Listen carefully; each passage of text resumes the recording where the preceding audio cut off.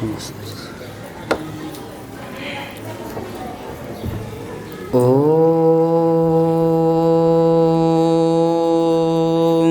नमः सिद्धेभ्यः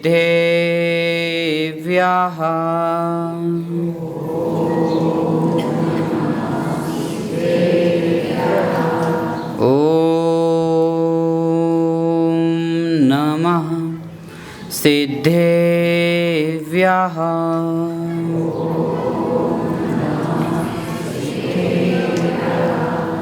ओम नमः सिद्धेभ्यः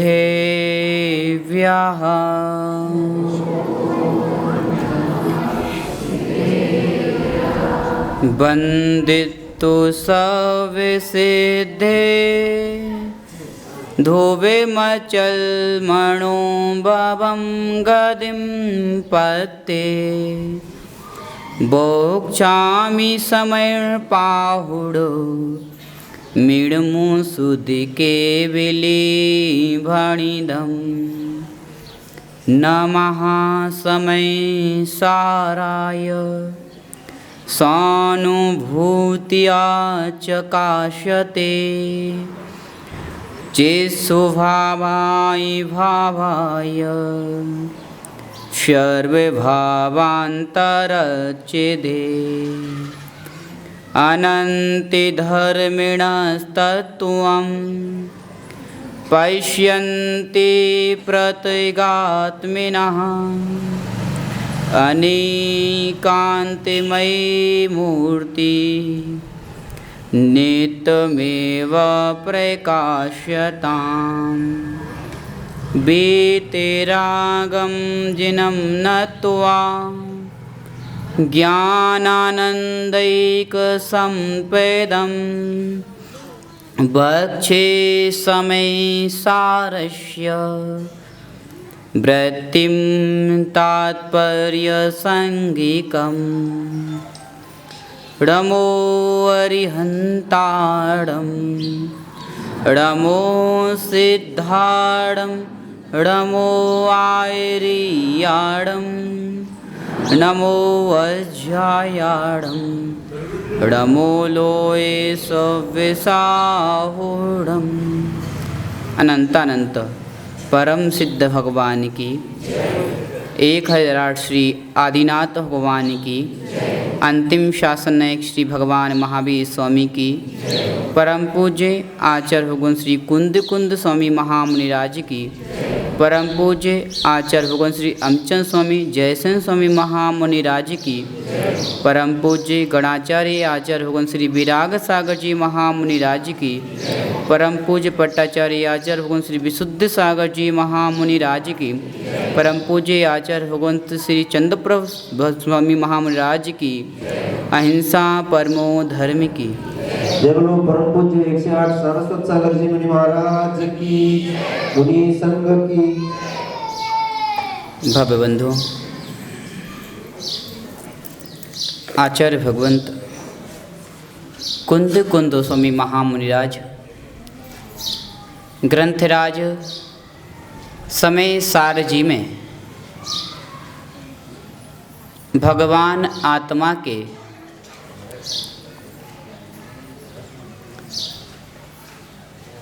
सहज स्वरूप का व्याख्यान करते हुए समझा रहे हैं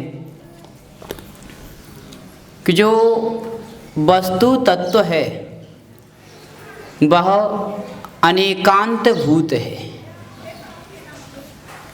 और जो अनेकांत भूत तत्व है वह अवाच्य भूत नहीं है, वह अनुभव गम्य है और वाच्यता से युक्त है।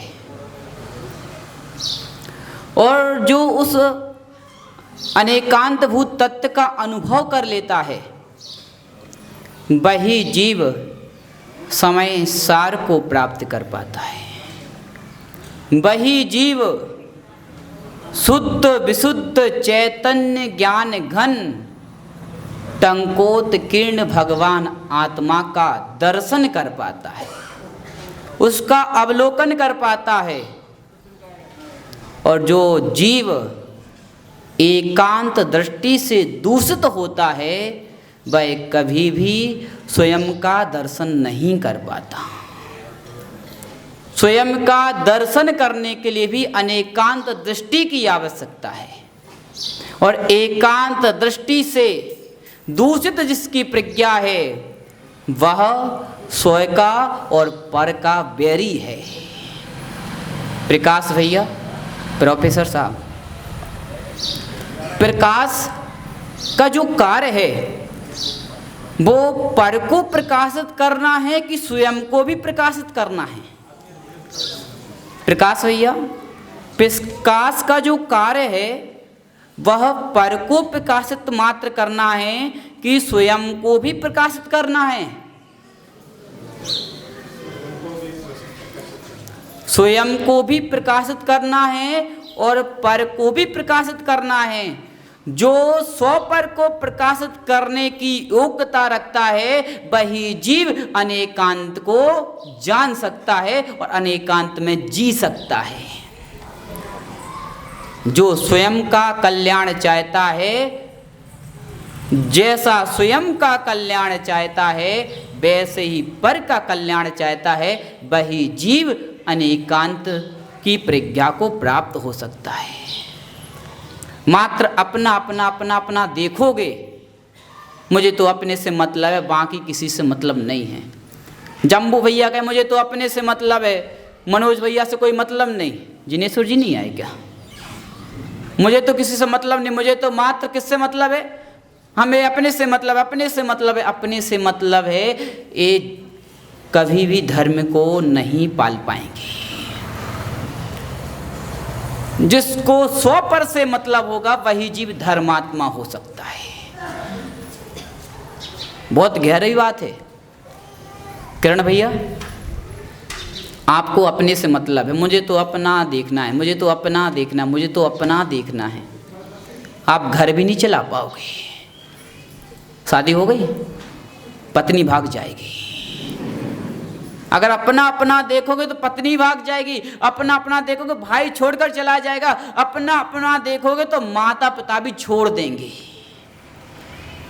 आप घर चलाते हो तो कभी अपनी इच्छाओं को दबाना पड़ता है और कभी दूसरे की इच्छाओं की पूर्ति करनी पड़ती है। और मात्र निर्णय कर लो कि मैं तो अपनी इच्छाओं की पूर्ति करूंगा, तो आपका घर चलने वाला नहीं है। घर भी आपको चलाना है तो अपने अपने अपने आप से नहीं चलेगा, सबको लेकर चलना पड़ता है। समाज चलाना है तो सबको लेकर चलना पड़ता है, देश चलाना है तो सबको लेकर चलना पड़ता है, और विश्व चलाना है तो सबको लेकर चलना पड़ता है। ऐसी जिसको अनुभव अपना करना है उसको सारे गुण धर्मों को लेकर चलना पड़ता है। मात्र एक दृष्टि को पकड़ लोगे तो कभी भी आप विशालता को प्राप्त नहीं हो पाओगे। जो जितना विशाल होता है वो उतना ही उच्चता को प्राप्त होता है। आप देखो अशोक भैया, आप कितने लोगों को देख पा रहे हो? हम लोगों को देख रहे हैं, इतने लोगों को देख लोगे। और जो 10वीं मंजिल पर है वो क्या क्या देख रहा है? जो जितना ज़्यादा ऊपर होता है उसकी दृष्टि उतनी विशाल होती है, और जो जितना ज़्यादा नीचे होता है उसकी दृष्टि संकुचित होती है। और विशाल दृष्टि वाला जीव निर्लिप्त होता है। प्रकाश भैया, प्रोफेसर जी, बात समझ में आ रही? विशाल दृष्टि वाला पुरुष निर्लिप्त होता है। अगर आप लिप्त हो तो आपकी दृष्टि विशाल नहीं हो सकती, कभी नहीं हो सकती, स्वप्न में भी नहीं हो सकती। विशालता के लिए आपको साम्यता की जरूरत पड़ेगी, समभाव की आवश्यकता पड़ेगी। समभाव और साम्य भाव नहीं है तो आपकी दृष्टि में विशालता भी नहीं है। अब देखो जम्बू भैया, ओ जम्बू दादा। जम्बू दादा को बार बार जम्बू भैया निकलता है, और बुंदेलखंड में भैया निकले मतलब बहुत प्रीति है। हाँ, अगर किसी को भैया बोल दिया तो बहुत प्रीति है। और महाराष्ट्र में किसी माँ को मौसी बोल दो, मौसी, तो प्रीति हो जाती है। तो जम्बू भैया आपसे एक प्रश्न है, आप मनुष्य हो कि आप जीव हो? आप मनुष्य हो कि आप जीव हो? आप कौन हो? मनुष्य हो कि जीव हो? जीव हो, मनुष्य नहीं हो। माँ, आप सब मनुष्य नहीं हो कि जीव हो? जीव हो कि मनुष्य नहीं? जीव हो, मनुष्य नहीं हो। विनय के पप्पा, विशाल के पप्पा, जीव हो कि मनुष्य हो?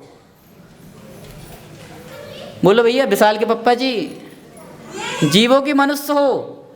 क्या सब जगह देखना पड़ता, कुछ इधर कुछ इधर कुछ इधर। नेता लोग सबका ध्यान रखते हैं, ऐसे वक्ता को भी सबका ध्यान रखना पड़ता है। हाँ, जीव हो कि मनुष्य हो आप? वाह, ये अनेकांतवादी है। जम्बू भैया, आप जीव भी हो और आप मनुष्य भी हो। अगर आप अपने आप को जीव देखते ना तो आप संतान को जन्म नहीं दे पाते।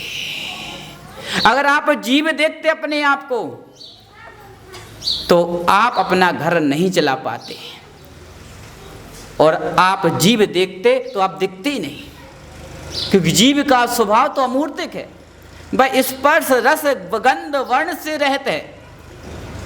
आप कभी भी जीव को नहीं देख सकते। विकास भैया, आप मुझे देख रहे हो? किसको देख रहे हैं आप? अंतराय डाला इसलिए अंतराय आ रहा है। किसको देख रहे हैं आप? हमारे शरीर को कि हमारी आत्मा को? अरे क्या है ना, इनकी चश्मा लगाए तो इसलिए अंदर का भी दिख रहा होगा। एक्सरे वाली मशीन होगी, कैमरा नहीं एक्सरा है। कैमरे में क्या होता है? बाहर का दिखता है, एक्सरे में अंदर का दिखता है। तो एक्सरे वाली जो मशीन है ना, वो अध्यात्म है, वो अध्यात्म है। और प्रकाश भैया, आप जीव को कभी आंखों से देख नहीं सकते हो, और ना उसका स्पर्श कर सकते हो, ना उसकी गंध ले सकते हो, और ना उसके शब्द सुन सकते हो। क्यों? क्योंकि जो वस्तु का स्वभाव होता है वह उस स्वभाव से जाना जाता है। विभाव से कभी भी द्रव्य की पहचान नहीं होती। द्रव्य की पहचान उसके स्वभाव से होती है। किससे होती है? स्वभाव से होती है। प्रकाश भैया, आपका जीवन, वास्तविक जीवन आपको ही पता है, किसी दूसरे को नहीं पता। आपका पत्नी के सामने व्यवहार अलग होता कि नहीं होता? और जब आप प्रोफेसर कॉलेज में रहते हो, आपके सामने विद्यार्थी रहते हैं, तो उस समय आपका स्वभाव कुछ अलग ही होता है। पत्नी के सामने बिल्ली बन जाते हो और विद्यार्थी का शेर बन जाते हो। सही है कि नहीं? सही है। नहीं, सबकी ऐसी हालत है। मनोज भैया बड़े मूंछों पे ताव देते हैं, इनकी भी ऐसी हालत है भैया। अनिल जी की भी ऐसी हालत है, सबकी हालत ऐसी है। बुंदेलखंड में, एमपी में हिंदी में कहावत है, मौसेरे मौसेरे भाई है, चोर चोर मौसेरे भाई। अब मराठी में जो कहते हो, इधर पे भी ऐसी कहते क्या स्वामी जी? तो क्या होता है कि आपका रूप बदल रहा है। पुत्र के सामने आप कैसे रहते हो? पिता बन के रहते कि पति बन के रहते हो? पुत्र के सामने पिता बन के रहते हो, भाई के सामने भाई बन करके रहते हो, मित्रों के सामने मित्र बन करके रहते हो, और शत्रु के सामने शत्रु बन करके रहते हो। अब बताओ आप वास्तव में हो कौन? कौन हो आप? आप पिता हो, माँ पहले बता दे रहे हैं कि थोड़ा संभल के सुनना और पूरा सुन के उठना। वैसे इधर की माताएं बहुत ज्ञानी और सब ज्ञानी लोग हैं, शुरू करो और जब तक एंड ना होना, जब तक जिनवाणी स्थिति ना हो तब तक महाराज उठते नहीं है एक भी बात। ये बहुत अच्छी विशेषता है। तो जो भी हम विषय समझा रहे हैं पूरा सुन के जाना, क्योंकि जो हम व्याख्यान कर रहे हैं वो आँखों से तो नहीं दिखेगा, पर यथार्थ वही है। हाँ, आँखों से नहीं दिखने वाला जो हम कह रहे हैं, लेकिन यथार्थ यही है। हाँ, प्रकाश भैया कौन हो आप? मनुष्य हो। चलो संबंधों से थोड़ा ऊपर उठे तो मनुष्य तक पहुंच गए, अब मनुष्य से भी और ऊपर उठ जाओ। आप वर्तमान में मनुष्य हो। कभी नारकी हुए थे कि नहीं हुए? कभी देव हुए थे कि नहीं हुए? और कभी त्रियंच हुए कि नहीं हुए? आप वास्तव में जीव हो। और क्या होता है जब जीव कर्मों से आच्छादित होता है तो वह नाना रूपों को धारण करता है, नाना अवस्थाओं को धारण करता है। जैसे आप संबंधों के साथ अपने स्वभाव में परिवर्तन लाते हो। पत्नी के साथ रहे तो स्वभाव में परिवर्तन, व्यक्ति एक है लेकिन परनिमित्त के कारण आपके स्वभाव में परिवर्तन आ जाता है। ऐसी जीव एक है, मनुष्य त्रियंच नारकी देव, ये कर्म कृत परिणाम है, इनके कारण आपके स्वभाव में परिवर्तन आता है। लेकिन आप तो जो हो सो हो, आप तो एक ही हो। कैसे हो आप? कैसे हो? एक ही हो। माँ नमकीन पूड़ी बनाई आपने, नमकीन पूड़ी, मीठी पूड़ी, और वो पीटा क्या बोलते, बीट क्या बोलते वो ककड़ी बना के हैं ना, ककड़ी वाली थाली पीठ। तो नमकीन पूड़ी, मीठी पूड़ी, गुड़ पूड़ी और वो पूरन पूड़ी, थाली पीठ, कौन सा भोपला पीठ। तो ये सब आप आटा है कि नहीं सब में? तो आटे में नमक मिलाया, क्या संज्ञा हो गई? नमकीन पूड़ी। और थोड़ी सी मिर्ची मिला दी, थोड़ी सी अजवाइन मिला दी तो नमकीन पूड़ी हो गई। उसमें मीठा मिला दिया तो मीठी पूड़ी हो गई।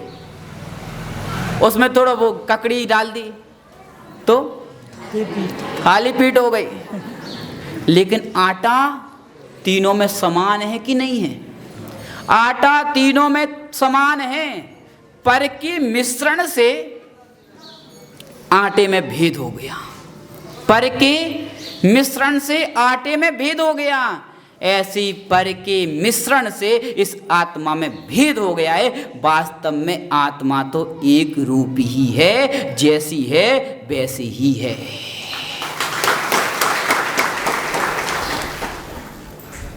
थोड़े अब ज्ञानियों जैसी बातें कर लेते, और भारी बातें करते हैं। अब प्रकाश भैया से, प्रोफेसर हैं भैया, पढ़े लिखे लोगों की तो पहले बच के रहना चाहिए इन लोगों से। प्रकाश भैया, NaCl, H2O, तो H2O मतलब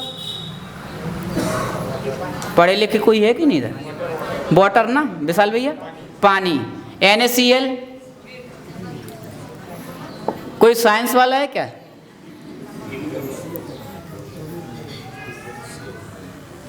साइंस वाले, लेकिन इनका साइंस अलग है। इनका साइंस अलग है। चलो अपन H2O तो सब कोई दुनिया को पता है। तो प्रकाश भैया, पानी का सूत्र क्या है? H2O, ठीक है। 2 हाइड्रोजन 1 ऑक्सीजन पानी की बूंद बन जाती है। अब बताओ कि एक माने एक पात्र में पानी भरा, उसको उबालना शुरू किया। इतना उबाला, इतना उबाला, इतना उबाला, इतना उबाला, इतना उबाला कि पानी की एक बूंद उसमें नहीं बची। बताओ पानी कहाँ गया? पानी कहाँ गया? पानी कहाँ गया?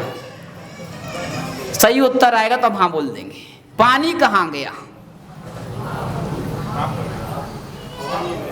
पानी हवा में चला गया। पानी हवा में चला गया। पानी वाष्प बन गया कि हाइड्रोजन के परमाणु अलग हो गए, ऑक्सीजन के परमाणु अलग हो गए। पानी कहाँ गया?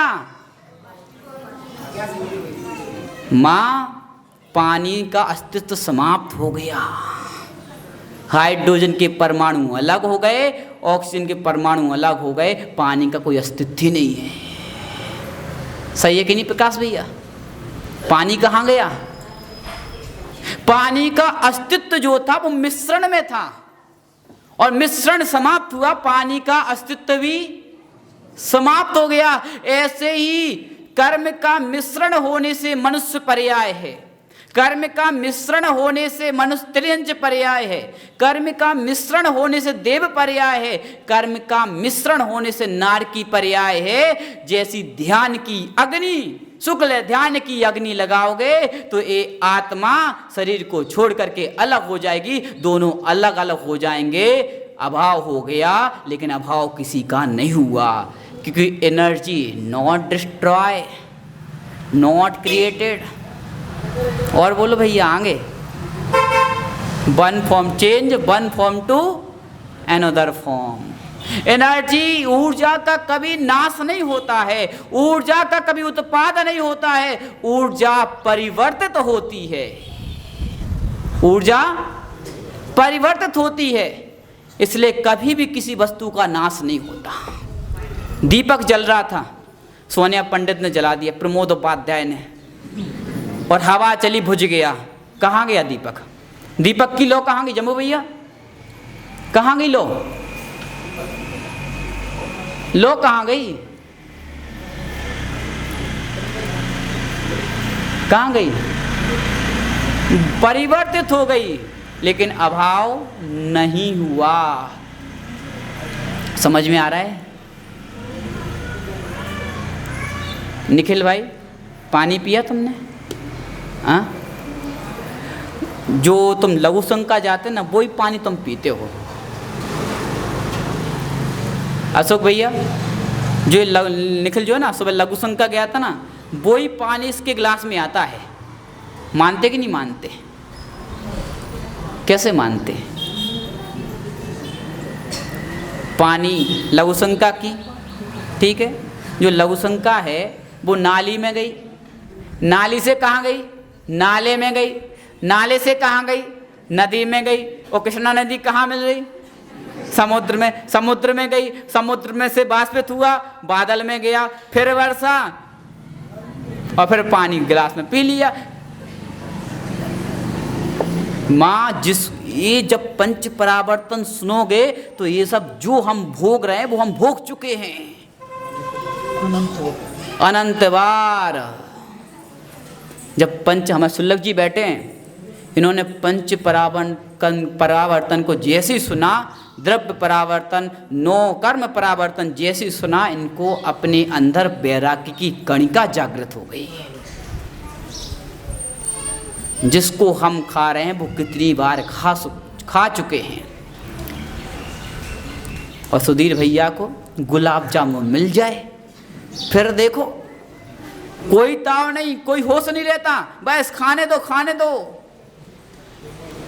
और कुछ लोग तो ऐसे होते हैं, माँ आप में भी कुछ लोग ऐसे हो सकते हैं कि आज पता बारात में जाना है, बारात मतलब शादी में जाना है, तो शाम को भोजन है तो सुबह भोजन नहीं करते। हाँ महाराज, हमने ऐसा देखा एक व्यक्ति को, किसी ने सुबह भोजन नहीं किया, पूछा भैया सुबह भोजन क्यों नहीं किया?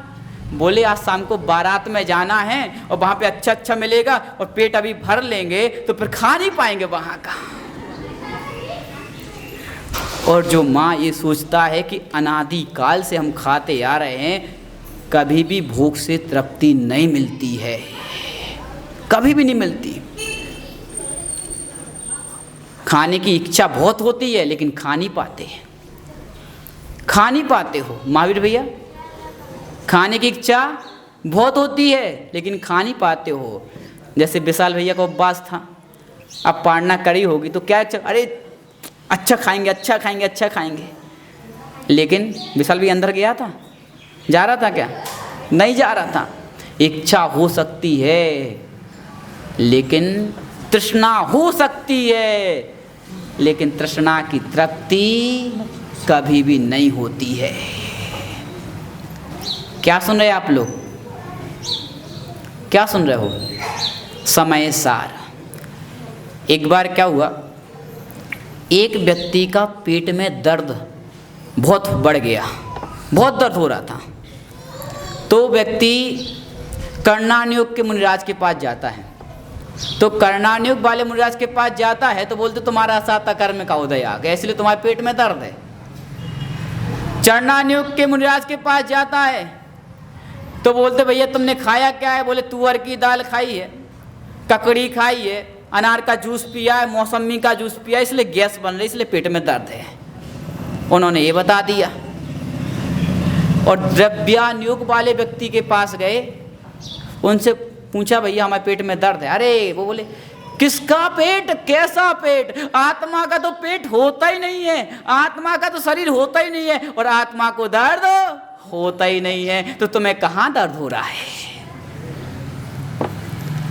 तीनों दृष्टियों को जो नहीं समझ पाएंगे वो एकांत फैला देंगे। तीनों दृष्टियां सही हैं जम्बू भैया, तीनों दृष्टि सही है कि नहीं? मुख से थोड़ा बोल तो लिया करो। हाँ, सब गुरुजी बोल रहे हैं तो हमारी भी सुन लो, थोड़ा गुरुजी की भी सुन लो। गुरुजी, हाँ गुरुजी, हाँ कि नहीं? तीनों दृष्टियां मां सत्य हैं। देखने की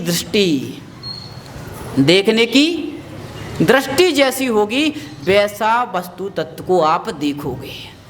अब मनोज भैया का व्यापार नहीं चल रहा था, बड़े परेशान थे। तो एक तांत्रिक के पास जाएंगे तो वो कहेगा किसी ने टोटका कर दिया है। किसी मंत्रवादी के पास जाएंगे तो बोलेगा मंत्र कर दिया है। सही है कि नहीं? ऐसे ही होता कि नहीं होता? और किसी विचारक के पास चले गए तो बोलेगा तुम्हारे विचारों में ऐसे ही चल रहा है, तुम विचार को ठीक कर लो, सब ठीक हो जाएगा। किसी मुनिराज के पास जाकर वो कहेंगे तुम्हारे असाता कर्म का उदय है, लाभ अंतराय कर्म का संयोगक्षम नहीं है, दान अंतराय भोग अंतराय आदि कर्मों का संयोगक्षम नहीं, इसलिए तुम्हारे पास पैसा नहीं आ रहा है, ये बोल देंगे। और कोई बोल देगा ईश्वर वाला कि ईश्वर की ऐसी मर्जी इसलिए ऐसा हो रहा है। अब बताओ सत्य क्या है? माँ, विषय एक और उपाय अनेक। उपाय अनेक हैं। जो इस विषय को समझ लेगा वही अनेकांत को समझ सकता है, और जो इसको नहीं समझ पाएगा वो अनेकांत को नहीं समझ सकता। झगड़ा करेगा। बताओ, ये चंदा बाबा को मानने से मोक्ष मिलेगा कि हमें मानने से मोक्ष मिलेगा? हाँ, वीर सागर जी को मानने से मोक्ष मिलेगा? हाँ, और सिद्ध सागर जी को और जयंत सागर जी को, सभी को मानने से मोक्ष मिलेगा? हाँ, पक्का? किसी को मानने से मोक्ष मिलने वाला नहीं है। किसी को मानने से मोक्ष मिलने वाला नहीं है। अपने को जानने और मानने से मोक्ष मिलता है, लेकिन उसके लिए आपको निर्गंत भेष को धारण करना होगा। जब तक निर्गंत भेष को धारण नहीं किया तब तक इनको मानते रहना, तुम्हारा मोक्ष इन्हीं से मिलने वाला है। पूरा बोलना पड़ता है, पंचम काल है, वरना मंदिर आना छोड़ दें, गुरुओं को आहार देना छोड़ दें, वैयावृत्ति करना छोड़ दें। इसलिए समय सार की जो दृष्टि है वह अदृश्य को अवलोकित करती है। जो दिख नहीं रहा और जो दिख नहीं सकता है उसको दिखाने की दृष्टि समय सार में है।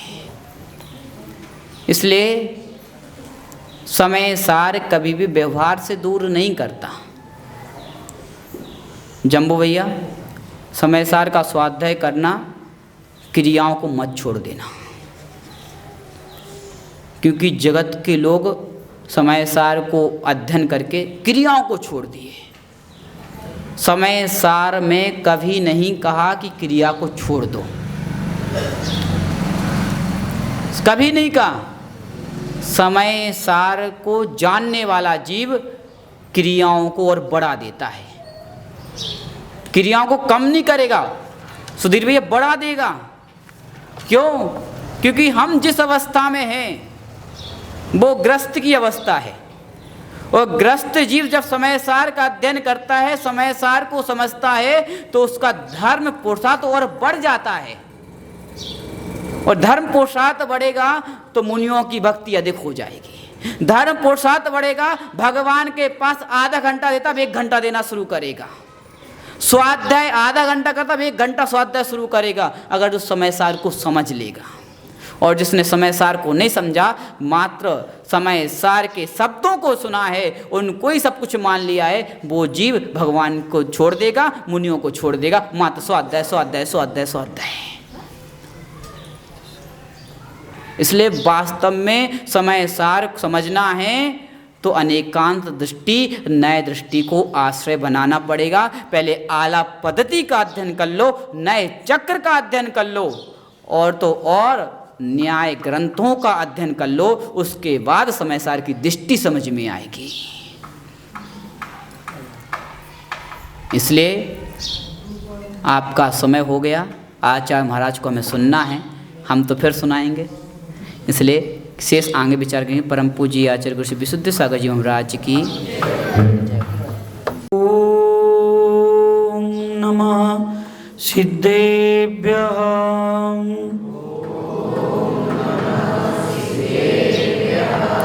ओम नमः सिद्धेभ्यः। खाली कर जरा। ओम नमः सिद्धेभ्यः।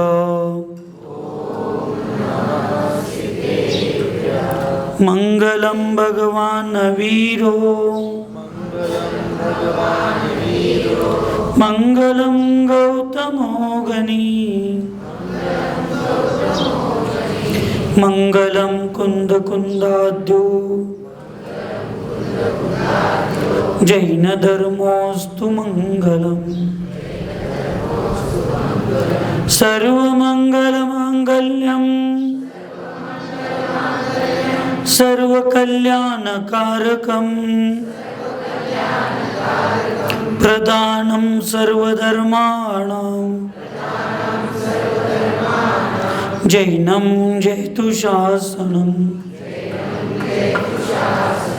वंदे विद्यासागरं, वंदे सन्मति सागरं।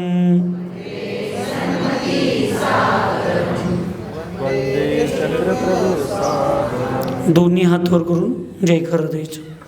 जय लोक पंच परमेष्ठी भगवान की, अहिंसामय विश्व धर्म की, सिद्धांत शास्त्र की, चारित्र चक्रवर्ती 20वीं सदी के प्रथमाचार्य शांति सागर जी महाराज की, संत शिरोमणि आचार्य गुरुवर विद्यासागर जी महाराज की, परम पूज्य आचार्य श्री विराग सागर जी महाराज की, परम पूज्य आचार्य श्री सन्मति सागर जी महाराज की, परम पूज्य आचार्य श्री विशुद्ध सागर जी महाराज की, 3,9 करोड़ महामणि राजों की आज के आनंद की।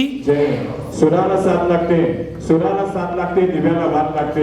नांद्र्यामध्ये धर्म प्रभावना करायला आचार्य भगवान गुरुदेव चंद्रप्रभू सागर महाराजांच्या गुरूंची साथ लागते। जेवढा आचार्य भगवान गुरुदेव चंद्रप्रभू सागर जी महामणि राज की।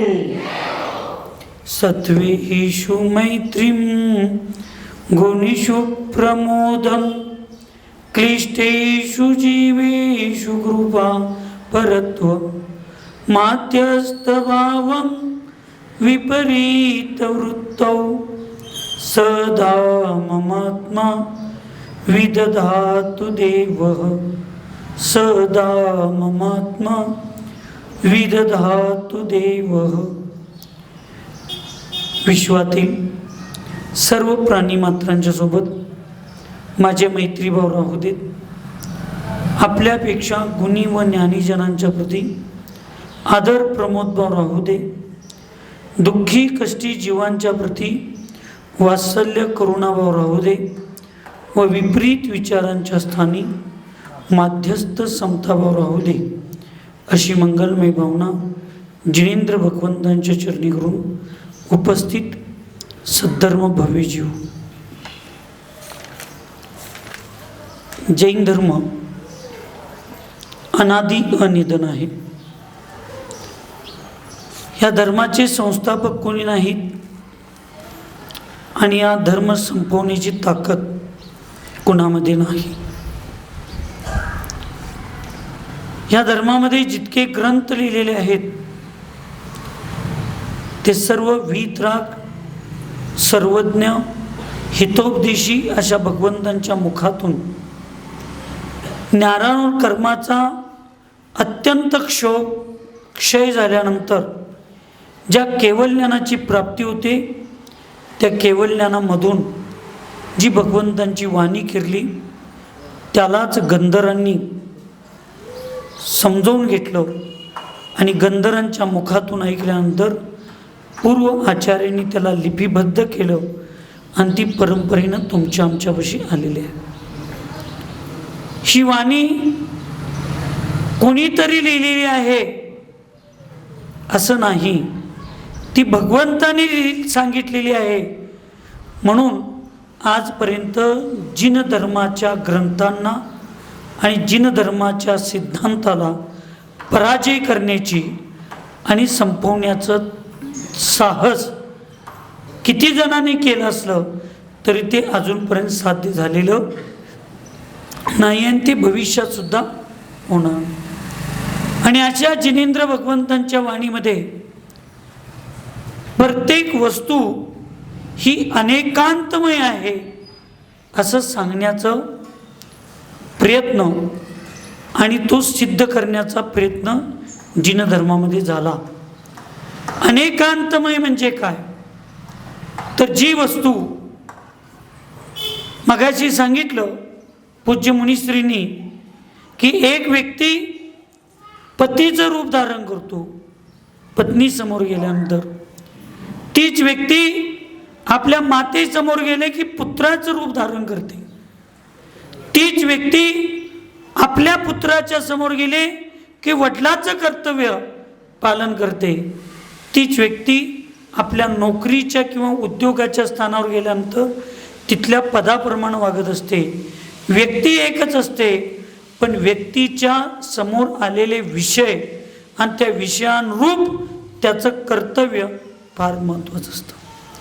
सकाळपासून आपली चर्चा चालू आहे ती धर्माची. धर्म योग्याही मानवा, धर्म करण्यायोग्य एकमेव गती आहे ती मनुष्य गती आहे. आणि ती मनुष्य गती तर तुम्हाला आणि मला प्राप्त झालेली आहे. फक्त आता मला आता धर्म समजावून घ्यायचा. तुम्ही ज्याला धर्म समजावा लागलाय जैन, तो धर्म नव्हे, तो संप्रदाय आहे, ते एक दर्शन आहे, तो एक विचार आहे, ती एक मान्यता आहे. जो हिंदू धर्म आहे, जो मुस्लिम धर्म आहे, जो सांख्य धर्म आहे, जो बौद्ध धर्म आहे, हे धर्म नव्हे, हे मत आहे, हे दर्शन आहे. असं मुख्य 7 दर्शन आहे. त्या 7 दर्शनापैकी एक दर्शन हा जैन दर्शन आहे. तो विचार आहे, ती मान्यता आहे. मग धर्म काय तर आचार्य सांगतात वस्तू स्वभाव धम्म.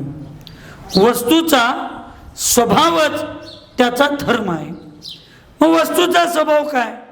तुमच्या जीवनात असणाऱ्या रोजच्या येणाऱ्या 2 गोष्टी, एक पाणी आणि एक अग्नी. पाणी तुम्ही किती प्रेशरनं वर फेकला तरी ते पाणी कुठे येते? परत खाली येते, पाण्याचा अधोगती स्वभाव आहे. काडी वडला, तुम्ही किती काडीचं टोक खाली करा, त्याची ज्योत वर जाते. त्या अग्नीचा स्वभाव ऊर्ध्वगमन आहे, हा त्याचा स्वभाव. तो नरकात गेला तरी तसाच आहे, हिता आला तरी तसाच आहे, स्वर्गात गेला तरी तसाच आहे. भारतात, पाकिस्तानात कुठेही जावा, भूतकाळात, वर्तमानात, भविष्यात, 3 काळात, 3 लोकांमध्ये कुठेही गेलं तर वस्तूच्या गुणामध्ये परिवर्तन न होणं हा त्याचा धर्म आहे. वस्तू स्वभाव धम्म.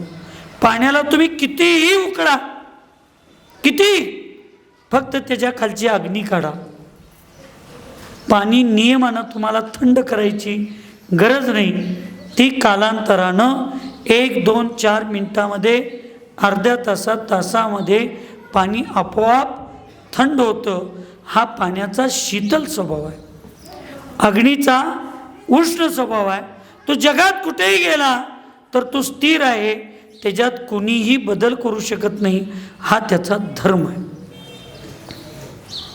तसं जैन धर्म प्रत्येक वस्तूला आणि प्रत्येक व्यक्तीला समजावून घ्यायचं असेल तर तो 2 प्रकारे सांगतो. एक व्यवहार धर्म आणि एक निषेध धर्म. व्यवहार काय सांगतो? उत्पाद, द्रव्य आणि व्यययुक्त वस्तू असते पदार्थ. उत्पाद म्हणजे काय? जन्म, नवीन व्यवस्था. व्यय म्हणजे काय? मृत्यू, नाश. आणि द्रव्य म्हणजे काय? मृत्यू झालेला आणि पुढला पर्याय घेतलेला. तो दोन्ही पर्यायातला जीव एकच आहे. हे जसं नांदऱ्यातल्या एका महिलांना सोनं आणि फुलं म्हटली की मेलेली उठतात, असं ऐकून माहिती आहे. आता आमचे काय, आम्ही जास्त संबंधात नसतो. मग मगाशी सांगितलं तसं बारात म्हणजे लग्नात गेल्या, एक 5-6 मैत्रिणी भेटल्या 1-2-4 वर्षानं, आणि एका मैत्रिणीच्या हातामध्ये सुंदर सुंदर कलाकुसर केलेल्या पाटल्या दिसल्या. आता दुसऱ्या मैत्रिणीला लगेच तशी पाटली पाहिजे झाली. आता तिच्याकडं होतं गळ्यातले ते हार, चपला, काय कुठलं चपळाहार, ती चपळाहार होतं. आता तिला चपळाहारमध्ये आनंद राहिलेला. आता तिला काय पाहिजे झालं? पाटली पाहिजे झाली. संध्याकाळी नवऱ्यापुढं आपलं मत मांडली. नवरा म्हटला, यावर्षी ऊसाचं बिल अजून आलेलं, पावसामुळं ऊस कमी झालेला आहे, तुला काय मिळणार? पण एखादी महिला एखादी गोष्ट करण्यासाठी हट्टाला पडली तर देव सुद्धा तिच्या पुढे शांत होतो. ते म्हणले, तुम्ही नाही दिला तर काय झालं, काय काळजी करू नका. आणि ती सोनाराच्या दुकानात जाते आणि ती चपळा हार मोडते आणि काय तयार करते? पाटल्या. चपळा हारचा वेग, गळ्यातल्या हाराचा वेग संपलं. पाटलीचा उत्पाद, जन्म. आता त्या हारामध्ये आणि या पाटलीमध्ये सोनं तेच आहे का वेगळं आहे? सोनं द्रव्य. हेच महाराजजी आपल्याला समयसारच्या माध्यमातून सांगा लागलेत. मी आपलं केसावर मुंबई विटाई विकणारा साधा माणूस, अगदी तुमच्या सोप्या भाषेत सांगावं का मला शास्त्र काही येतच नाही. शास्त्र मी कधी वाचतच नाही, त्यामुळे शास्त्रातलं काय मला जास्त कळत नाही. पण त्यांचं ऐकून ऐकून काय वाटलं ते मी तुम्हाला सांगायला लागलो आहे. तेच आचार्य भगवंत शास्त्रामध्ये सांगितले, तेच पूज्य मुनिश्री तुम्हाला सांगायला लागले की नरकगती, मनुष्यगती, देवगती, तिर्यंच गती हे पर्याय आहेत, ही अवस्था आहे. पण मूळ ह्या 4 गतीत जो आहे तो तुमचाच आत्मा आहे. तो आत्मा बदललेला नाही. पर्याय बदलली पण आत्मा बदललेला नाही. मग महाराज पर्याय मिळतात कसं? तर त्याला आचार्य भगवंत सांगतात सोप्या भाषेत, जशी संगती तशी मती, आणि जशी मती तशी भविष्यातली गती. तुम्ही जशा संगतीत राहशीला तसे तुमचे विचार होतात, आणि जसे विचार होतात तसं त्याला पुढची पर्यायाने गती मिळते. नीलमणी म्हणून एक निळा मणी असतो. नीलमणी, अनिलदा कसला मणी? नीलमणी. तो दुधात तुम्ही सोडला, ते सोडायच्या अगोदर दूध पांढरं दिसतंय, पण ते जसं दुधात सोडला ते दूध सगळं निळं दिसतंय. दूध निळं झालेलं नाही, पण दिसतंय निळं. तसा आपला आत्मा मनुष्य नाही, त्रियंच नाही, देव नाही, नारकी नाही, काही नाही, पण त्या शरीरात जन्म घेतल्यामुळं त्याला मनुष्याची संज्ञा आली. त्याला एक सोपं उदाहरण तुम्हाला सांगतो. जशी संगती, सांगा म्हणा, जशी संगती तशी मती, आणि जशी मती तशी भविष्यातली गती. एक गाव होतं. गाव कोणतं? आज तुमचं खल्लोय, मग आता तुमचंच सांगायला पाहिजे. आणि त्या नांद्र्यामध्ये, आता नाव कोणाचं घेत नाही मी, अनेक आचार्य होते, चांगले चांगले स्वयंपाक करणारे. आणि त्या आचार्याच्या स्वयंपाकाला एवढी चव. मग त्याच्यात एक रामभाऊ आचार्य होता. कोण होता? रामभाऊ. आणि त्या आचार्याचं मग स्वयंपाकाला प्रत्येकजण इतकं सांगणार. उन्हाळ्याचे दिवस होते, उन्हाळ्याचे, आणि एखाद्या गरीबाच्या घरात लग्न होतं, कार्यक्रम होता. त्याच्या घरात काय हॉल नव्हतं, काय नव्हतं. मग मोकळ्या बाहेरच्या अंगणामध्ये स्वयंपाक करायला विटा मांडली, त्याच्यावर पातेलं ठेवून स्वयंपाक चालू होता. भेगा पडलेल्या होत्या जमिनीला, पाऊस काळ नव्हता.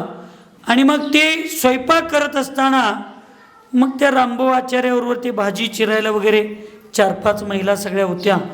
एकदम सगळं झालं, स्वयंपाक निम्मा तयार झालाय, आणि एकदम तिथल्या बायका जोरात ओरडल्या, अगं बाई साप आला, साप आला म्हणून असं साडी धरल्याने एकदम उभा राहिल्या. ते बघितला कोण? रामभाऊ आचार्य. तो पण लुंगी धरला आणि म्हटला, होय होय अगं बाई साप आलाय, कुठल्या तर पुरुषाला बोलवा, कुठल्या तर पुरुषाला बोलवा. बायका काय म्हणत होत्या? अगं साप आला, कुठल्या तर पुरुषाला बोलवा. शो पण उठला लुंगी धरून. आणि तो पण काय म्हणला, अगं बाई खरंच साप आलाय, कुठल्या तर पुरुषाला. शो कोण होता? आणि त्या रोज बायकांच्या जवळ बसून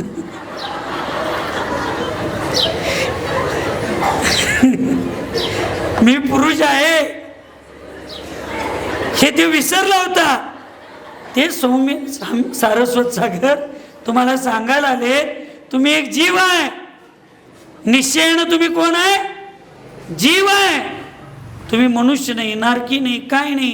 पण या सगळ्या व्यवहारी लोकांच्या नादाला लागून मी मनुष्य म्हणून तुम्ही स्वतःच्या आत्मस्वरूपाला विसरलाय, हे सांगणारा तोच समयसार ग्रंथ.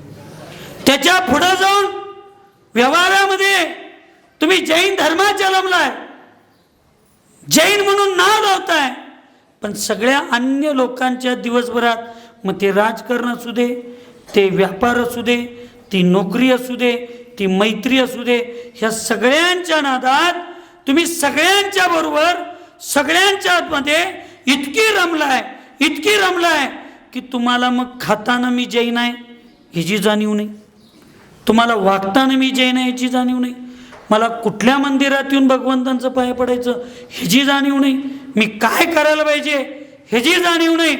आणि तो व्यवहारातला तुम्ही जैनत्व कुठं तर विसरण्याचा प्रसंग तुमच्यात आलेला आहे.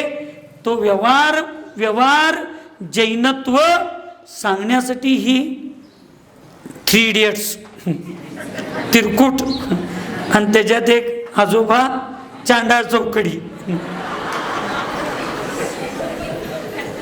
ती बरोबर 4 जण आल्यात, तुम्हाला समजावून सांगायला आल्यात.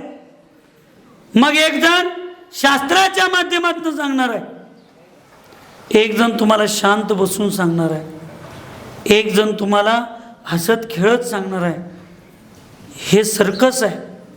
या सर्कसमध्ये सगळ्या प्राण्यांचा खेळ होणार आहे. फक्त तुमचं मनोरंजन ज्या सर्कसमध्ये असतंय तसं तुमच्या जीवनाचा अर्थ, आपल्या व्यवस्थेचा अर्थ ह्या सगळ्या चारही महाराजांच्याकडून वेगवेगळ्या प्रकारे ज्याला ज्या भाषेत कळतंय, माझी भाषा तुम्हाला सांगायची गरज यांच्या भाषेतच तुम्हाला कळणार आहे.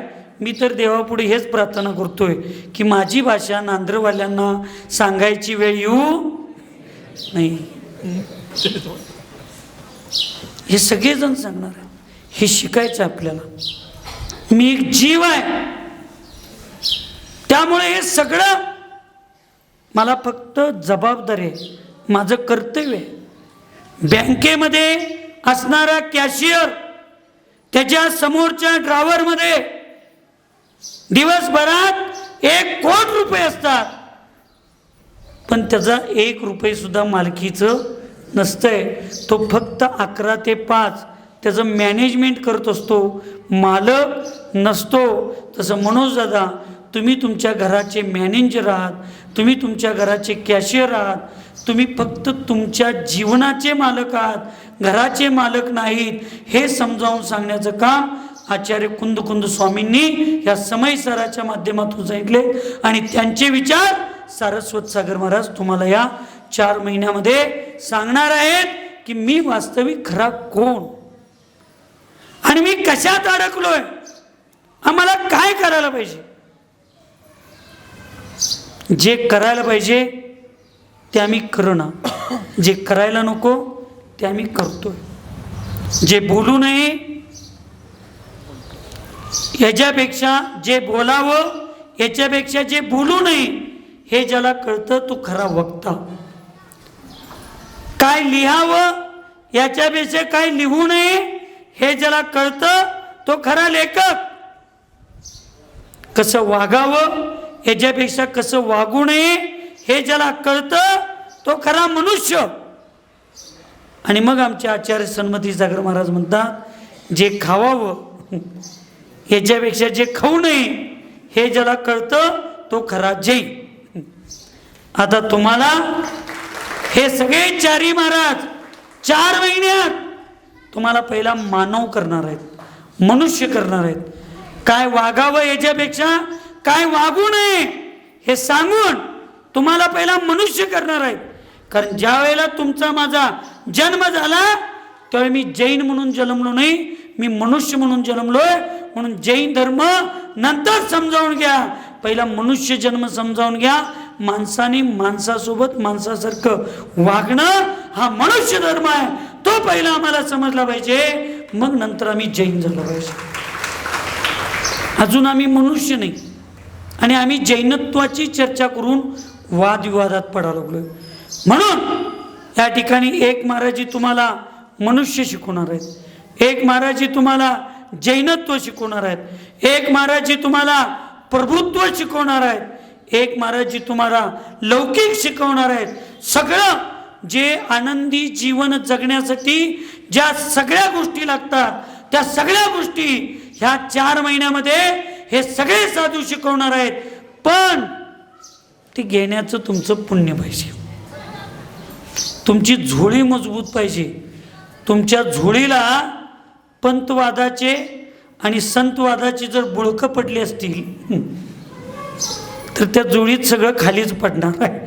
आणि त्याला फक्त अनेकांतवादाचा बूड जर पक्का असेल तर हा चातुर्मास तुमच्या जीवनातला एक ऐतिहासिक नांद्र्याला नावाची नव्हे तर कार्याची धर्मनगरी करणारा हा चातुर्मास होईल. पण त्याच्यासाठी आम्हाला मोकळ्या मनाने इथं आलं पाहिजे. आमचे पूर्वग्रह दोष सगळे सोडून तुम्ही इथं आला तर नक्की जीवनाचा अर्थ तुम्हाला समजणार आहे. जैन धर्म मैत्री वाढवणारा आहे, जैन धर्म शत्रुत्व वाढवणारा नाही. आचार्य भगवंत विद्यासागर महाराज जी सांगतात, जहां शत्रु भी मित्र लगता है, ऐकलंय, जहां शत्रु भी मित्र लगता है वहां धर्म की शुरुआत होती है. और जहाँ शत्रुता ही खत्म होती है वहाँ धर्म की पूर्णता म्हणजे भगवंतांचं स्वरूपाची प्राप्ती होते.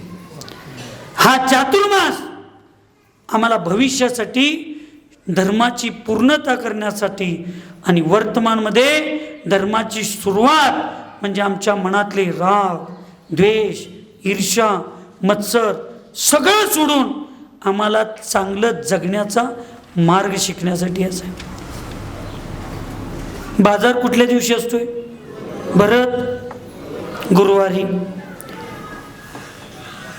भरतची पत्नी लिस्ट लिहून दिली भरतला, बाजारात जावा आणि एवढं वस्तू घेऊन या. आता भरत बाजारात गेला, चातुर्मास चालू आहे आणि त्या बाजारातल्या लोकांना म्हटला, ए आमच्या चातुर्मास चालू आहे, इथं कांदा विकायचं नाही, चालल?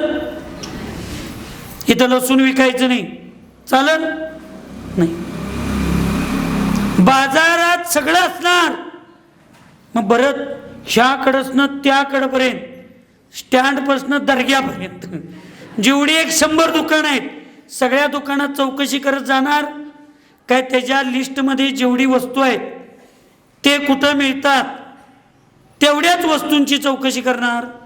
ऐकू, मला उत्तर दे, ऐकू येत नाही. जे वस्तू त्या लिस्टमध्ये लिहिलेत ती वस्तू ज्या दुकानात मिळते तिथंच जाणार काय प्रत्येक दुकानात विचारत जाणार? बंडू दादा तिथंच जाणार.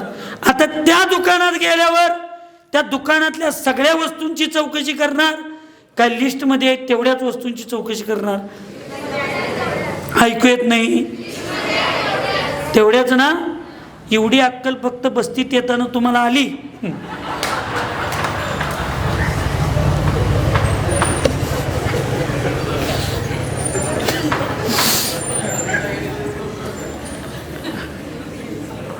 तुम्ही म्हणणार अजून बदलला नाही. मी बदललोय म्हणून अजून शिस्तीत सांगायला लागलोय. एवढी अक्कल फक्त या बस्तीच्या आत येताना ह्या नांद्र्यातल्या प्रत्येक व्यक्तीला आली. कुठलेही महाराज येऊ देत, कोणी येऊ देत, मला त्या महाराजांच्या पाशी जाताना माझ्या लिस्टमध्ये जेवढी वस्तू आहे तेवढीच त्या महाराजांच्याकडं घ्यायची आहे, बाकीच्या वस्तूंच्याकडं दुर्लक्ष करायचं आहे. एवढं जर नांद्रेवाले समजले, एवढं जर नांद्रेवाल्यांच्या लक्षात आलं तर कुठलेही महाराज येऊ देत, तुमचा फायदा जेवढा आहे, तुमच्या मनाला जेवढं शांती, सुख, समाधान मिळणाऱ्या वस्तू, ते ज्ञान, ती व्यवस्था त्या महाराजांच्याकडे असेल तेवढं तुम्ही घेणार. बाकीच्या गोष्टीकडे दुर्लक्ष करून पुढे जाणार. आणि मग त्यावेळी नांद्रे हम एक है तो हमारा काम नेक है. मग फेब्रुवारी महिन्यातली पूजा नुसता सांगली कोल्हापूर जिल्ह्यात नव्हे, संपूर्ण पश्चिम महाराष्ट्रामध्ये एक आदर्शमय पूजा झाल्याशिवाय राहणार नाही. जर नांद्र्यातली पूजा, नांद्र्यातला चातुर्मास आदर्शमय करायचा असेल तर पैसा खर्चू नका. अगदी मी सांगायला लागलो, गैरसमज आहे तुमचा. पैसा खर्चल्यावर पूजा चांगली होती. पैसा खर्चू नका, फक्त तुमच्या मनातले राग द्वेष खर्चून टाका. आणि फक्त दिवसातले 1-2 तास, किती तास? 2 तास ह्या चारी महाराजांच्या सान्निध्यात मन स्वच्छ करून या, मन निर्मळ करून आत या. तुमच्या गाडीचं गेअर न्यूट्रल करून या. आणि मग 4 महिन्यात बघा, तुमच्या गाडीला कधीही रिव्हर्स गेअर टाकायची आवश्यकता येणार नाही. तुमची गाडी नुसता पुढल्या गेअरवरच पळायला चालू करेल, मागं वळून बघण्याची आवश्यकता लागणार नाही. हा मनुष्य धर्म आहे, हे जैन धर्म आहे. आम्हाला प्रत्येकाशी चांगलं वागायचं आहे, आम्हाला प्रत्येकाशी प्रेमानं वागायचं आहे. आम्हाला आमच्यातलं शत्रुत्व, मित्र शत्रूला सुद्धा मित्र समजायचं आहे. आम्हाला सगळ्यांना साधर्मी समजायचं आहे. अरे बाबांनो, ज्या पार्श्वनाथ भगवंतांना तुम्ही भगवंत मानताय, तो पार्श्वनाथ भगवंतांचा 10व्या पर्यायातला, पूर्व पर्यायातला जीव, मरुभूती आणि कमट हे सख्खे भाऊ. मरुभूती धार्मिक होता, कमट दुराचारी होता, मरुभूती सदाचारी होता आणि त्या सदाचारी मरुभूतीच्या पत्नीवर, आपल्या स्वतःच्या लहान भावाच्या पत्नीवर कमठानं बलात्कार केला. विनोद साहेब काय केला? बलात्कार केला. आणि त्यावेळेला तो बलात्कार केल्यानं त्यावेळेला ते राज्याच्या कामासाठी बाहेर गेलते. हे राजाला कळलं आणि त्या राजानं त्या कमठाला धिंड गाडावरनं धिंड काढून निष्कासित नगराच्या बाहेर काढलं. त्यानंतर तो मरुभूती येतो, त्याला सगळी व्यवस्था कळते आणि तो राजाजवळ जाऊन हात जोडतो. नांद्र्यामध्ये सगळे मरुभूती व्हायला पाहिजेत अशी माझी इच्छा. सगळे मरुभूती व्हा. 10व्या भावात तुम्हाला पार्श्वनाथ होण्यापासून कोणी रोखू शकणार नाही. तो मरुभूती जातो आणि त्या मरुभूती कमठाबद्दल त्या राजापुढं म्हणतो, राजेसाहेब, माझ्या भावाच्या मनात असं बलात्कार करण्याची इच्छा नव्हती, पण त्याच्या पूर्वीच्या अशुभ कर्माचा उदय आला आणि त्याची बुद्धी भ्रष्ट झाली आणि माझ्या पत्नीवर त्यानं बलात्कार केला. असू दे, माझ्या घरची गोष्ट आहे, मी त्याला माफ केलोय, माझी पत्नी त्याला माफ केल्या, त्याला निष्कासित केलाय, वाळीत टाकलाय. त्या कमठाला परत आपल्या नगरामध्ये आणायची परवानगी द्या. स्वतःच्या पत्नीवर, ऐकालाय, स्वतःच्या, मी असं बोलतोय म्हणूनच नांद्रेवाले मला ये आणत नाही, मला कोणी याच म्हणत नाही नांद्र्याला, का शिव असं बोलतोय म्हणून. पण लक्षात ठेवा, सोन्याच्या कळसानं भगवंतांचा अभिषेक होऊ शकतो, पण सोन्याच्या कळसानं भगवंतांचं संरक्षण होऊ शकणार नाही. त्या भगवंतांच्या मूर्तीचं संरक्षण करायला कधी कधी लोखंडाची तलवारच उपयोगाला येते. ते काम मी कायम करतो. कायमसारखं सोन्याची कळसच कशाला पाहिजेत, कधी कधी जरा तलवार पण रक्षण करायला. ही सगळी सोन्याची कळसं आहेत, ही भगवंतांचं अभिषेक करणारे आहेत, ती काय रोज उपयोगाला येतील. पण ज्यावेळी धर्मावरचं संकट येतं आहे त्यावेळी कळस उपयोगाला येत नाही. त्यावेळी काय उपयोगाला येत्या? तलवार. त्यावेळी चंद्रपूर सागर तुमच्यावर आहे, काळजी करू नका, काही काळजी करू नका. स्वतःच्या पत्नीवर बलात्कार करणाऱ्या भावाला क्षमा करणारा जीव पार्श्वनाथ बनतो, हा आमचा इतिहास आहे. या पूजा पद्धतीमध्ये पडून ती पूजा करणारा माझा शत्रू, ही पूजा करणारा माझा शत्रू, त्या देवीला पाया पडणारा माझा शत्रू, ह्याला पाया पडणारा माझा शत्रू, असं साध्या साध्या गोष्टीत जर तुम्ही एकमेकाला शत्रू रूपात, विरोधक रूपात सगळं जर बघत बसला तर कितीही अभिषेक करणाऱ्यांनी अभिषेक करा आणि कितीही अभिषेक न करणाऱ्यांनी असे 50 चातुर्मास करा, कधीही अभिषेक करणारे पण भगवंत होणार नाहीत आणि चातुर्मास करणारे पण भगवंत होणार नाहीत. पण हे दोघं एकमेकाला माफ करून सगळे मिळून हा जर धर्म चालू केला तर सगळीजणच एक ना एक भवात पार्श्वनाथ भगवान झाल्याशिवाय राहणार नाही. त्याच्यासाठी हा चातुर्मास, ह्याच्या अगोदरची चातुर्मास, ह्याच्या अगोदरच्या पंचकल्याण पूजा कशासाठी केला मला माहीत नाही, पण हा चातुर्मास आपल्याला प्रेम मिळवण्यासाठी करायचा आहे. हा चातुर्मास आदर मिळवण्यासाठी करायचा आहे. हा चातुर्मास आपल्याला सगळ्यांच्यामध्ये मैत्रीभाव वाढवण्यासाठी करायचा आहे. आणि मैत्रीभाव मिळाला तर आपोआप त्याच्यासाठी संगती साधूंची फार गरजेची आहे आणि त्या संगतीत आपण आला पाहिजे. म्हणून तो धर्म क्रिया करून चालणार नाही, परिणाम पाहिजे. परिणाम करून चालणार नाही, समीचीन क्रिया करायला पाहिजेत. एक गाव होतं, गाव कोणतं ऐकू ना? नांद्रे. अत्यंत धार्मिक गाव आहे काय नाही? आवाजात तुमच्या विश्वास नाही जरा, निदान तुमचं गाव धार्मिक आहे नाही याच्यावर तरी विश्वास पाहिजे की नको? आहे की नाही? जोरात सांगा मग. आहे. अत्यंत सगळी लोक गुण्या गोविंदानं प्रेमानं राहत होती. त्या गावचा राजा अत्यंत दानशूर होता. त्या राजाची राणी अत्यंत धार्मिक होती, चांगल्या विचाराची होती. आणि त्या राणीला निसर्गावर प्रेम फार होतं. कशावर? मला ऐकायला कमी येते. निसर्गावर प्रेम फार होतं.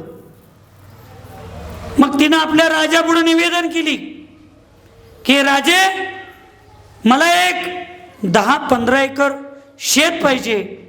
राजा म्हटला कशासाठी? मला एक चांगलं गार्डन, बगीचा, मला झाडं, एक हरित क्रांती करायची आहे आणि मला त्याच्यासाठी पाहिजे. राजा म्हटला मागून मागून तू 10-15 एकर शेत मागितलीस. मी राजा आहे, माझी जरा पदाची तर किंमत ठेव की. म्हटलं नांद्रवाली त्या मुकेश अंबानीकडे जाऊन आमच्या गावची पूजा 1 दिवसाच्या जेवणाला 1-2 लाख देता असं म्हटलं का झालं ते? आता मुकेश अंबानीकडे जाऊन 1 दिवसाचं जेवण 2 लाखाचं मागायला नांद्र्यातलं माणसं आल्यात. तू मुकेश अंबानी तुमच्याकडे बघणार नाही, स्वतःकडे पहिला बघणार. मागून मागून 2 लाख मागितल्यात, तो म्हणा माझी तर जरा किंमत करा की काय. तर जो राजा म्हणला राणीला मागून मागून एक 100-200 एकर तर मागशील का नाही? 2 एकर मागा, 10-12 एकर, अन्यथा घेऊ नका. पण मी स्पष्ट बोलतो, मी ज्या ज्या आपल्या मोठ्या मोठ्या संस्था आहेत ना, ह्या सगळ्यांना 10 वर्षापासून सांगत होतो, अरे कशाला त्या सरकारकडं 5 एकर जागा मागून कर्मवीर मल्टीस्टेट हॉस्पिटल बांधायला वाट बघायला लागलाय. सगळी लेखाच्या मोठ्या मोठ्या पदावर पाटील आहेसा, सगळी 100 एकर 200 एकर 150 एकर वाले आहेत. सगळ्या पाटलांनी 1-1 एकर दिला असतं तर 10 वर्षात किती हॉस्पिटल झाले असते सांगा. म्हणजे वाईट मानून घेऊ नका, पण खरं सांगा, कोल्हापूर जिल्ह्यातल्या पाटलांनी 1-2-4 एकर, सांगली जिल्ह्यातल्या पाटलांनी 1-2-4 एकर, त्या कर्नाटकातल्या पाटलांनी 1-2-4 एकर, सगळ्या पाटलांनी जर जागा दिली असती तर 15-20 एकरमध्ये अखंड सांगली, कोल्हापूर व पश्चिम महाराष्ट्रात नाही असला दवाखाना बांधण्याची ताकद आमच्या जैन समाजामध्ये होती, आहे. पण आम्हाला नुसतं द्यायचं म्हटलं तर मागं, घ्यायचं म्हटलं फुकट तर सगळ्यांचं पैसे. तसंच आहे. मी नांद्र्यात एकेकाळी वीर सेवा दलमध्ये वर्गणी मागायला फिरत होतो. भरतला विचारा, वीर सेवा दलमधनं त्यावेळेला वर्गणी द्यायला एका घरात गेलो मागायला. आम्ही सगळे भाऊ एकत्रच आहे, फक्त बायकांचं पटणं म्हणून वेगळं राहिलं.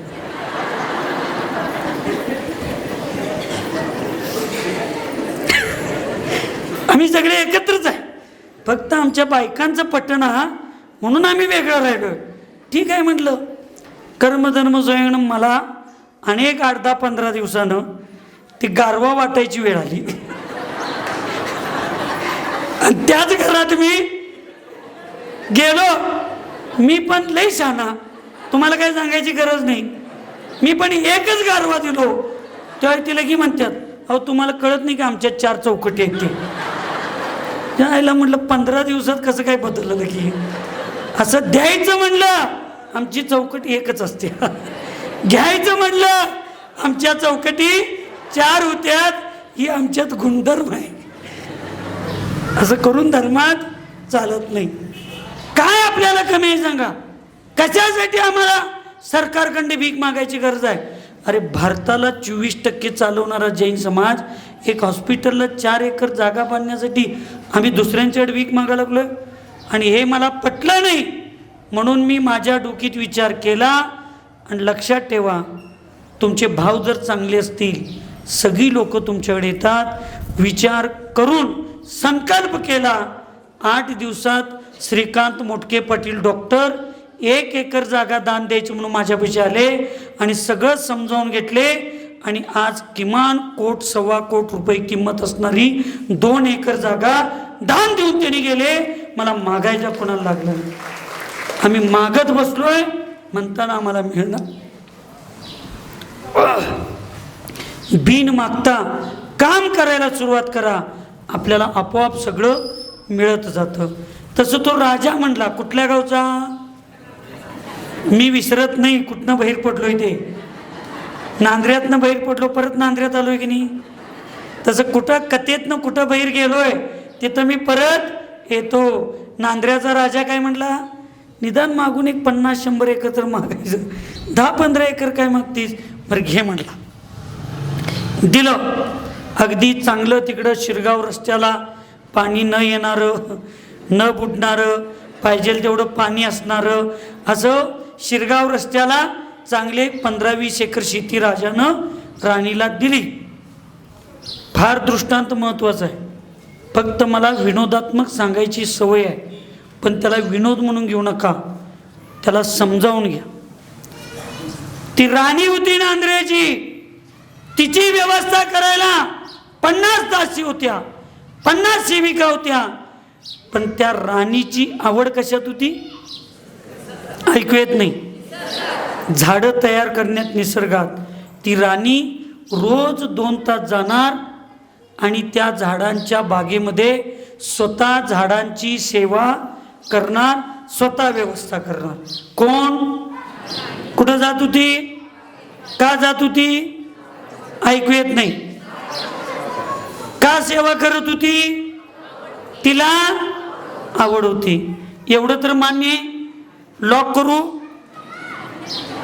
काय लॉक, कोण बनेगा धर्मपती, करू लॉक. आता नांद्रवाल्यानं तुम्हाला सगळ्यांना विचारायचं आहे, धर्म कुणाचा, आपला. मंदिर कुणाचं ऐकू येत नाही. माझ्या बोलण्यात जसा विश्वास आहे तसं तुमच्या बोलण्यात पण विश्वास पाहिजे. धर्म कुणाचा, मंदिर कुणाचा, भगवंत कुणाचे, महाराज कुणाचे, मग त्यांची सेवा कोण करणार, आपणच करायला पाहिजे. पूजा पंडितांच्या हातात, महाराज बायकांच्या हातात चौकाला वळला, शो चौकात बसतो इनामदार.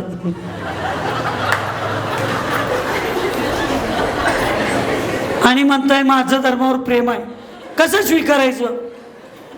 ज्या बायकोवर तुम्ही प्रेम करताय त्या बायकोला 1 तास वेळ देत नाही, आणि तुम्ही बायकोला म्हणला माझं तुझ्यावर लय प्रेम आहे, बायको स्वीकारेल? स्पष्ट सांगा, स्वीकारेल? तसं ज्या धर्मावर तुमचं प्रेम आहे, ज्या भगवान महावीरांच्यावर तुमचं प्रेम आहे, ज्या महाराजांच्यावर तुमचं प्रेम आहे, त्या महाराजांच्यासाठी, त्या धर्मासाठी, त्या भगवंतांच्यासाठी, त्यांची पूजा करण्यासाठी, त्या महाराजांना आहार देण्यासाठी, त्या महाराजांचं प्रवचन ऐकण्यासाठी जर तुमच्याकडं 1-2 तास वेळ नसेल तर त्या महाराजांच्यावर तुमचं प्रेम आहे, श्रद्धा आहे, त्या धर्मावर माझं प्रेम आहे, त्या धर्मावर माझी श्रद्धा आहे, त्या भगवंतांच्यावर माझी श्रद्धा आहे, हे कर्म मान्य करेल का? ऐकू येत नाही. कर्म मान्य करेल? मग तुम्ही खोटं बोलताय म्हणून ती चुकीच्या दिशेला तुम्हाला घेऊन जाईल. म्हणून ज्याच्यावर प्रेम असतं, ज्याच्यावर श्रद्धा असती, ज्या गोष्टीबद्दल आवड असते, त्या गोष्टी स्वतःच्या हातून आणि स्वतःचा वेळ देऊन केला तर त्याच्यात 100% आपण यशस्वी होतो. हे या धर्माचं. शेत दुसऱ्याच्या हातात दिला पीक चांगले येणार नाही. व्यापार मॅनेजरच्या हातात दिला व्यापार चांगला होणार नाही. तसं मंदिर, धर्म, भगवान हे स्वतः आम्ही केलं पाहिजे, तरच तो धर्म आमच्यासाठी फलितार्थ ठरणार आहे, नाहीतर ठरणार नाही. राणी कुठली? राजाचीच, खरं कुठल्या गावची? हा, राणी. कुठं 2 तास वेळ देत होती रोज? ती म्हणली नाही मी राणी आहे, माझी 10 जण सेवा करतात आणि मी 20 जण त्या बागेत लावतो, असं कधी म्हणली नाही. त्यामुळे नांद्र्याच्या राजांनो, तुम्ही पाटील आहात, तुम्ही शिक्षक आहात, तुम्ही व्यापारी आहात, तुम्ही नोकरदार आहात, तुम्ही श्रीमंत आहात, काही असा, पण त्याच्या अगोदर तुम्ही जैन आहात. त्याच्या अगोदर तुम्ही जैन आहात, ती राजाची राणी जसं आपल्या बागेसाठी रोज 2 तास वेळ देत होती, नोकरांच्याकडं करून घेत नव्हती, तसं नांद्र्यातला प्रत्येक गल्लीतला नुसता बोर्डावर नको, इथला राजा आणि तिथला राजा,